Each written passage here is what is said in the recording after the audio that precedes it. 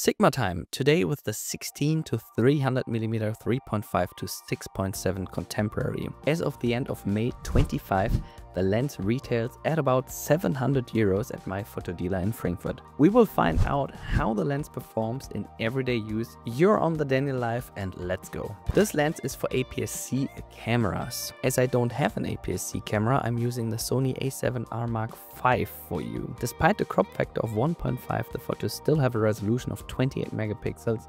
That's almost 2 megapixels more than with a Sony a6700. The Sigma 16 to 300mm is currently available for the Canon RF mount, L mount, Sony E mount and Fuji. The angle of view varies depending on the mount. The lens weighs 615 to 625 grams depending also on the mount you're using. There are 9 aperture blades. We will see how they perform later when we take a look at the bokeh. The aperture changes when you zoom. What this means for you is relatively simple. The more you shoot at a wide angle, the more light comes through the lens onto your camera sensor. You therefore have to expose for less time and need a lower ISO. The further you zoom in, the smaller the aperture becomes. By the way, a small aperture means that the f number becomes larger. Therefore you lose light. This means at 300mm you have to expose significantly longer, which is relatively difficult in the dark to get sharp images, or you have to increase the ISO. More ISO means more noise in your photos, so a small aperture of 3.5 means a lot of light. Large aperture 6.7 means little light. The larger the number, the less background blur you have. The further you zoom in, the more blurred the background appears. That was my crash course in photography basics. If you want to use a filter such as this great ND filter which removes 1 to 5 stops from your lens, this is always important if you have to work with fixed shutter speeds or for a long exposure to make water smooth, for example. You can find my recommended ND filter using my supporter link in the video description. The 16 to 300mm performed very well in everyday use. Even with the Sony a7R V we spent a whole afternoon walking through Frankfurt and didn't really notice it. There's a lock switch on the left side of the lens to prevent it from accidentally extending. Unfortunately, there's no switch for the autofocus and manual focus. Today we have a mix of sun and clouds, ideal conditions to test the lens flare, once with the ND filter, without the lens hood and once with the lens hood.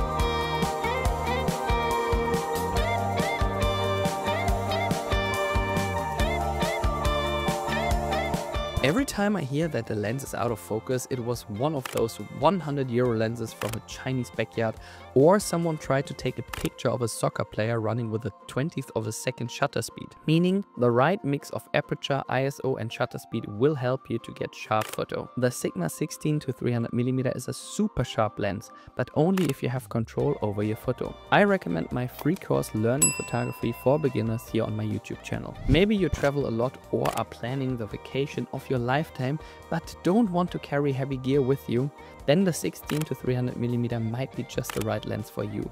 A great mix of a wide angle. Remember that you have a crop factor of 1.5. This means at 16mm you have an image section as if you were using a 24mm on a full frame sensor. 16 times 15 equals 240, so 24mm. Simple, isn't it? But don't worry about it, you don't have to do any math when taking pictures. It's just important to bear that in mind, that there is such a thing. If you're on safari in daylight and shooting at 300mm with a maximum aperture of 6.7, basically nothing can go wrong. You are very close to the action, can even get a fast shutter speed, and then will be able to capture the elephant or lion well. But it's also a perfect companion for your next city vacation on your Canon EOS R1 or 6700 for example. At 16mm you can also photograph very well buildings in front of you, and at 300mm you can capture very nice details. By the way, this is what 16 to 300mm looks like, here again for understanding. 16mm means a lot of wide angle, 300mm means the angle of view is decreasing but you're much closer to the action. There are not many animals in the city center of Frankfurt, at least not biologically. In terms of behavior there are significantly more, but that's not topic of today's video. The autofocus of the a7R V worked well with the Sigma 16 to 300mm. I could not detect any dropouts during tracking. Even in poor lighting conditions the autofocus worked perfectly, whether with animals or people. people. My son's eye was recognized directly and could be tracked even from the side. Even while being in the shadows running into the sun, no problem for the Sigma lens on this full frame camera. Now you know that you have a great lens in your hands for anything. Travel, animals, for the city, or as an all-rounder for anything. But do you also have a good lens for portraits? So and so. At 300mm you won't see much of a background, but you also have to expose much longer or increase the ISO.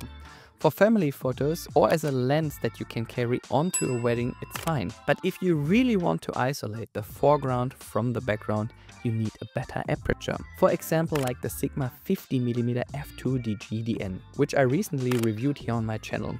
Make sure to check it out before you buy it. The closest focusing distance at wide angle is 17 centimeters. The further you zoom into your scene, the further you have to move away from your subject so that the camera can still focus. This is what the photos look like in any case, great for animals, nature or products. The 9 aperture blades ensure that you get round bokeh balls. Very nice with lights in the evening hours, for example, or when you're shooting details.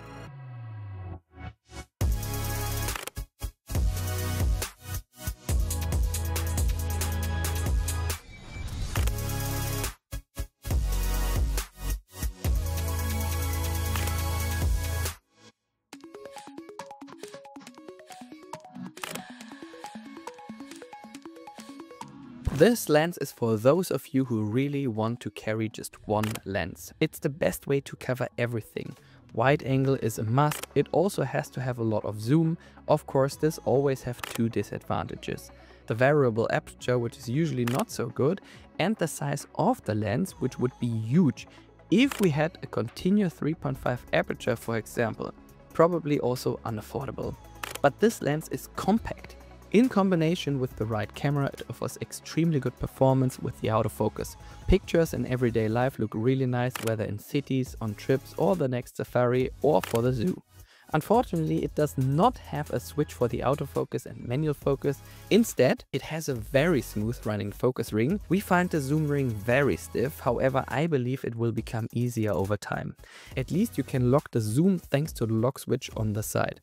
The photos and videos are sharp, and that's what it's all about. And since there's AI noise reduction in Adobe Lightroom in 2025, you should have fewer problems even with ISO values of 12,000 and more than you did 10 years ago. If you'd like this test, you can actively support my channel by buying the lens, the memory card or the APS-C camera via the link in the video description. Thank you very much for your ongoing support. All the best from Frankfurt and see you next time here on The Daniel Life.